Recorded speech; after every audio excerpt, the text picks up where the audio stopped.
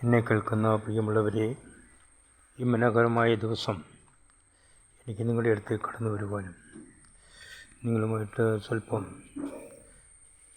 സംസാരിക്കുവാനും സർവശക്തനായ ദൈവം ഇടയാക്കിയതിന് ഞാൻ ദൈവത്തിൻ്റെ സ്തുതിസ്തോത്രങ്ങൾ അർപ്പിക്കുന്നു.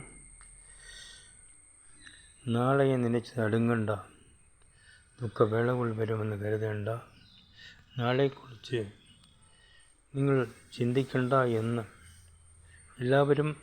നമ്മളെല്ലാവരും പ്രസംഗിക്കും, വായിക്കും. പക്ഷെങ്കിൽ എത്രത്തോളം അത് നമ്മുടെ ജീവിതചര്യയിൽ യാഥാർത്ഥ്യമാകുന്നു എന്ന് നമ്മൾ ഓരോരുത്തരും ചിന്തിക്കണം. എന്നെ കേൾക്കുന്ന പ്രിയമുള്ളവരെ, ഈ പ്രസംഗിക്കുന്ന ഭക്തനായ മനുഷ്യനോ ഭക്തിയില്ലാത്ത മനുഷ്യനോ ജ്ഞാനിയോ ജ്ഞാനിയില്ലാത്തവനോ ആരുമായിക്കോട്ടെ, അവൻ പ്രസംഗിച്ചാൽ അവന് നാളത്തെ ദിവസത്തെക്കുറിച്ച് ചിന്തയില്ലേ എന്ന് ഞാൻ ചോദിക്കുകയാണ്. ചിന്തയുണ്ട്. പിന്നെ ഈ മനുഷ്യൻ പ്രസംഗിക്കുന്ന എന്തിനാണ്?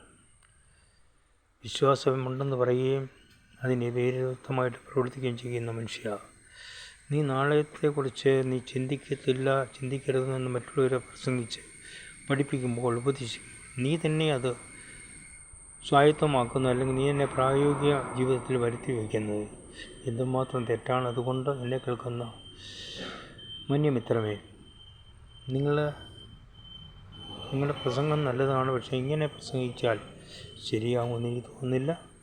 ഞാൻ എൻ്റെ കർത്തവ്യം നിർവഹിക്കുന്നു. നിങ്ങളുടെ മനസ്സാക്ഷി അനുസരിച്ച് പ്രവർത്തിക്കുക. Thank you very much.